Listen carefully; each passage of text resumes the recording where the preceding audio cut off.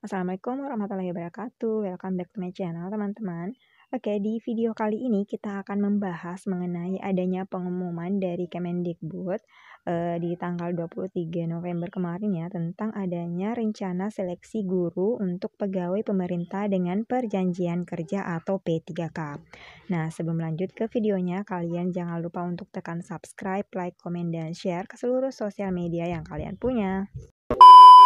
Oke, jadi seperti yang diketahui bahwa di tanggal 23 November 2020 kemarin itu sudah diadakan live streaming tentang akan dilaksanakannya seleksi guru untuk P3K di tahun 2021 nanti, dan ini dihadiri oleh Bapak Wakil Presiden, Menteri Keuangan, Menteri Pendidikan dan Kebudayaan sendiri, serta beberapa dari Kemenpan RB. Nah, kalau misalnya CPNS 2021 itu masih simpang siur ya kebenarannya. Nah, untuk pendaftaran P3K ini sudah jelas akan dibuka di tahun 2021 nanti. Jadi untuk kalian yang memenuhi syarat untuk mendaftar P3K ini, mending kalian daftar P3K aja, yang sudah jelas akan dibuka di tahun 2021 nanti ini. Nah, untuk itu yuk kita bahas di video ini tentang bagaimana seleksi untuk P3K di tahun 2021 nanti yang katanya sangat berbeda dengan seleksi P3K di tahun sebelumnya. Oke, untuk materi yang pertama itu alasan atau mengapa seleksi guru P3K ini dibuka. Nah, jadi berdasarkan dari penjelasan dari Pak Nadiem ya, bahwa berdasarkan data pokok pendidikan Kemendikbud mengestimasi bahwa kebutuhan guru di sekolah negeri itu mencapai 1 juta guru. Nah, itu di luar dari guru PNS yang saat ini mengajar. Sehingga pembukaan seleksi untuk menjadi guru P3K adalah upaya untuk menyediakan kesempatan yang adil untuk guru-guru honorer yang kompeten agar mendapat penghasilan yang layak. Karena kan seperti diketahui bahwa tenaga honorer itu penghasilannya tiap bulan mungkin ada yang cuma 300 atau biasanya malah per 6 bulan baru dibayarkan ya honornya.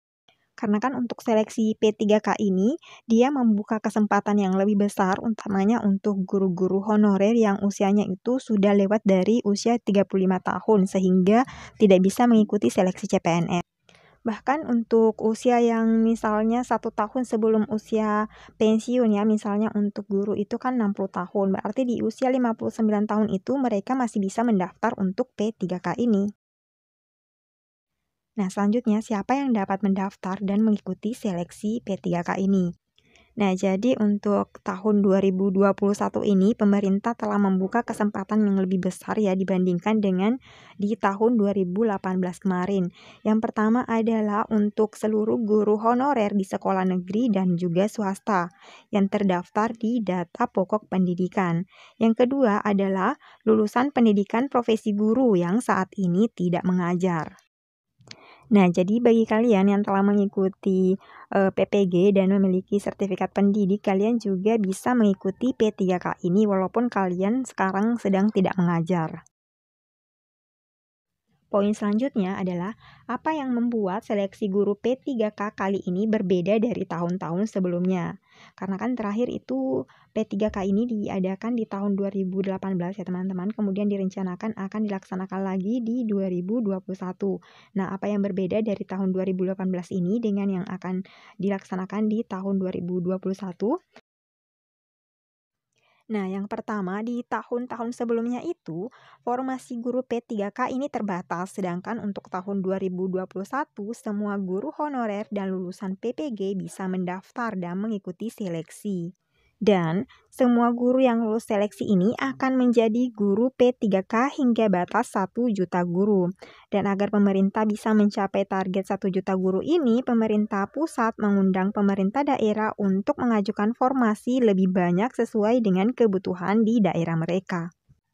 Nah, jadi walaupun ternyata yang dibutuhkan atau yang diminta pusat ini sebanyak 1 juta guru untuk diangkat menjadi P3K, tapi ternyata pengajuan dari daerah mengenai kebutuhan mereka itu baru sekitar 200.000.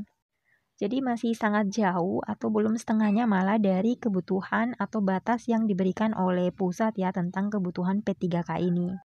Nah, perbedaan yang kedua dari pengadaan seleksi P3K di tahun sebelumnya dengan tahun 2021 nanti adalah yaitu di tahun sebelumnya di mana setiap pendaftar ini diberi kesempatan mengikuti ujian seleksi sebanyak 1 kali per tahun. Nah, sedangkan nanti di tahun 2021 ini setiap pendaftar diberi kesempatan mengikuti ujian seleksi sampai dengan 3 kali. Jika gagal pada kesempatan pertama, maka dapat belajar lagi dan mengulang ujian hingga 2 kali lagi. Dan remedi ini bisa dilakukan di tahun yang sama maupun di tahun berikutnya. Nah, perbedaan yang ketiga, di mana di tahun sebelumnya itu P3K ini tidak ada materi persiapan untuk para pendaftar P3K. Sedangkan untuk tahun 2021 nanti, Kemendikbud akan menyediakan materi pembelajaran secara daring untuk membantu pendaftar mempersiapkan diri sebelum ujian seleksi. Jadi nanti untuk pendaftar P3K di tahun 2021 ini betul-betul diberikan kemudahan ya teman-teman, sudah diberikan kisi-kisi atau materi untuk dipelajari agar mereka tidak gagal di ujian. Nah, perbedaan selanjutnya adalah di mana pada P3K di tahun sebelumnya itu, pemerintah daerah yang harus menyiapkan anggaran gaji peserta yang lulus seleksi guru P3K. Sedangkan untuk tahun 2021 nanti nih, pemerintah pusat lah yang akan memastikan tersedianya anggaran bagi gaji semua peserta yang lulus seleksi guru P3K. Nah, perbedaan yang terakhir untuk tahun sebelumnya nih, biaya penyelenggaraan ujian itu ditanggung oleh pemerintah daerah masing-masing. Sedangkan untuk tahun 2021 nanti, di mana biaya penyelenggaraan ujian akan ditanggung oleh Kemendikbud. Nah, jadi untuk tahun 2021 nanti nih, untuk semua daerah tidak usah ragu-ragu lagi untuk mengajukan formasi yang sesuai dengan kebutuhan daerah mereka. Karena kan sudah tidak diambil dari APBD mereka, tetapi langsung dari APBN atau dari biaya dari pusat. Nah, karena kan setiap daerah itu biasanya mengajukan formasi itu tidak sesuai dengan kebutuhan mereka. Mungkin mereka membutuhkan 2.000 untuk pengisian formasi di daerah mereka, tapi mereka hanya mengajukan 1/2 bahkan di bawah dari itu untuk pengisian formasi. Karena pertimbangannya itu dari dana, karena kan untuk pembiayaan seleksi maupun penggajian nanti tentunya akan mengambil dari APBD mereka. Nah, untuk tahun 2021 nanti daerah tidak perlu ragu lagi untuk mengajukan formasi sesuai dengan kebutuhan yang real di daerah mereka, karena kan mulai dari penyelenggaraan seleksinya nanti itu sampai dengan penggajian peserta yang lulus P3K ini akan dibiayai dari APBN. Nah, dan tentang anggaran tersebut sudah juga dijelaskan oleh Menteri Keuangan Negara, yaitu Ibu Sri Mulyani. Selanjutnya adalah penjelasan dari Bapak Teguh Wijinarko selaku PLT Deputi Bidang SDM Aparatur Kementerian Pendayagunaan Aparatur Negara dan Reformasi Birokrasi tentang kebijakan pengadaan guru P3K tahun 2021. Nah, jadi bagaimana rencana rekrutmen P3K untuk tenaga guru pada tahun 2021 nanti? Yang pertama adalah Kementerian Pendidikan dan Kebudayaan selaku instansi pembina jabatan fungsional guru pada tahun anggaran 2021 ini merencanakan melakukan rekrutmen P3K untuk tenaga guru. Jadi ini juga sudah dibenarkan oleh Kemenpan RB ya, tentang akan dibukanya seleksi P3K untuk tenaga guru di tahun 2021. Adapun untuk CPNS itu masih simpang siur kabarnya, entah jadi atau tidak dibuka di tahun 2021 nanti ya. Yang kedua adalah dengan melalui jalur P3K, maka siap pelamar dari 20 tahun atau minimal 20 tahun sampai dengan 1 tahun sebelum batas usia pensiun pada jabatan yang dilamar. Misalnya saja untuk guru, usianya itu kan pensiun 60 tahun, maka di usia 59 tahun ini masih bisa melamar untuk P3K. Nah, yang ketiga, sampai dengan saat ini baru 174.077 formasi guru P3K yang telah diusulkan oleh pemerintah daerah, di antaranya 32 provinsi, 370 kabupaten, dan 89 dari kota.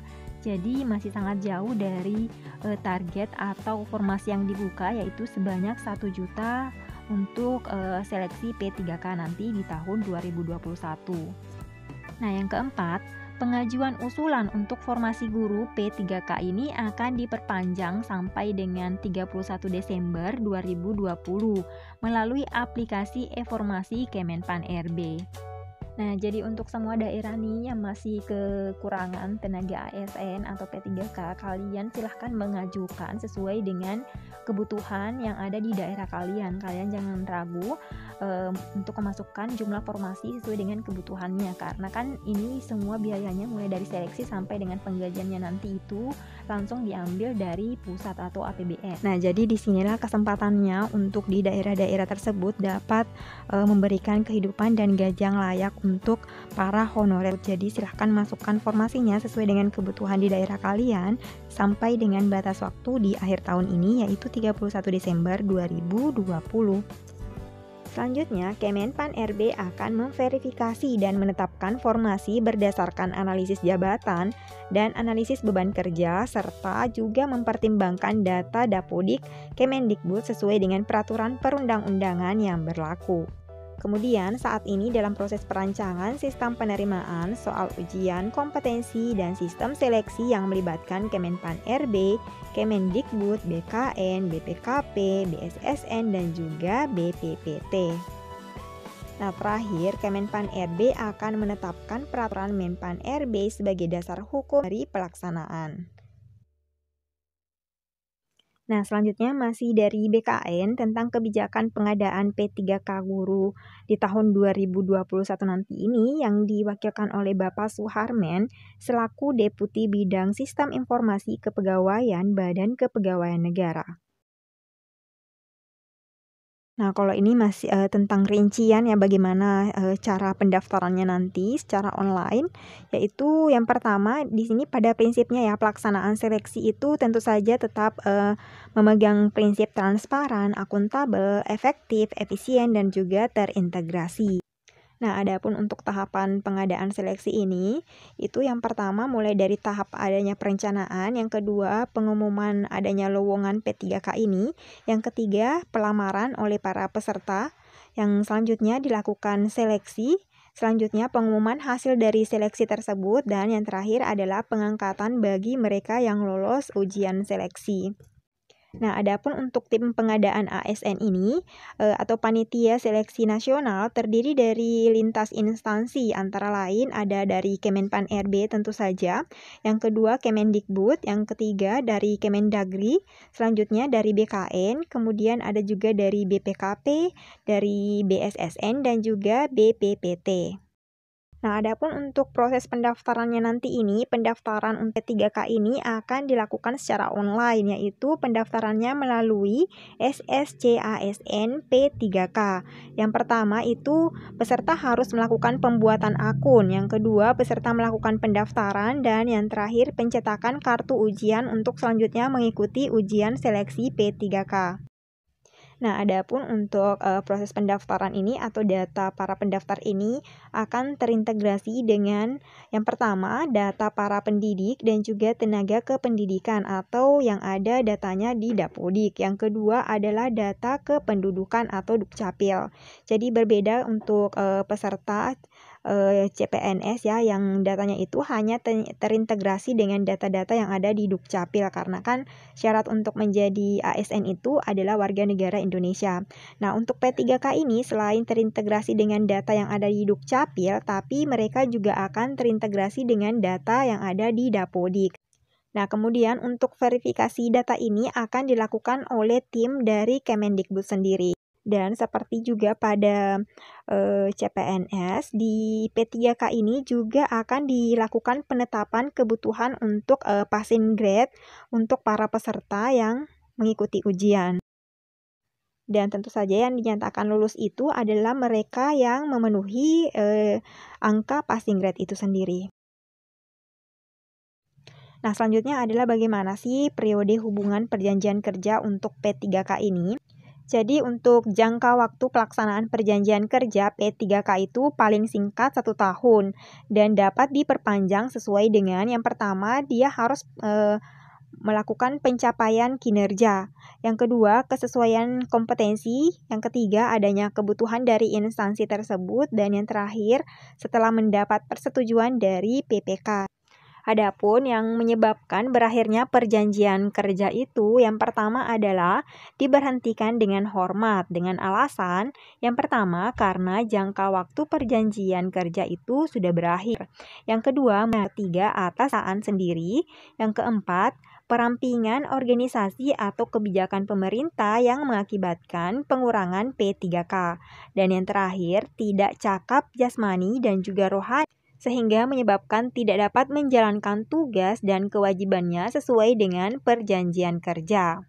Nah, penyebab yang kedua adalah diberhentikan dengan hormat tidak atas permintaan sendiri dengan alasan yang pertama, dihukum penjara karena melakukan tindak pidana dengan pidana penjara paling singkat itu 2 tahun. Dan tindak pidana tersebut dilakukan dengan tidak terencana. Yang kedua, melakukan pelanggaran disiplin tingkat berat. Dan yang terakhir, penyebab dari berakhirnya hubungan perjanjian kerja P3K adalah diberhentikan tidak dengan hormat dengan alasan yang pertama yaitu penyelewengan terhadap Pancasila dan Undang-Undang Dasar 1945. Yang kedua, dihukum penjara atau kurungan karena telah melakukan tindak pidana kejahatan jabatan atau tindak pidana kejahatan yang ada hubungannya dengan jabatan dan atau pidana umum. Alasan yang ketiga adalah menjadi anggota dari atau pengurus partai politik. Dan yang terakhir, dihukum penjara karena melakukan tindak pidana yang diancam dengan pidana penjara paling singkat 2 tahun atau lebih dan tindak pidana ini dilakukan dengan terencana. Oke, sekian video untuk hari ini. Thank you for watching. Jangan lupa subscribe, like, comment, and share.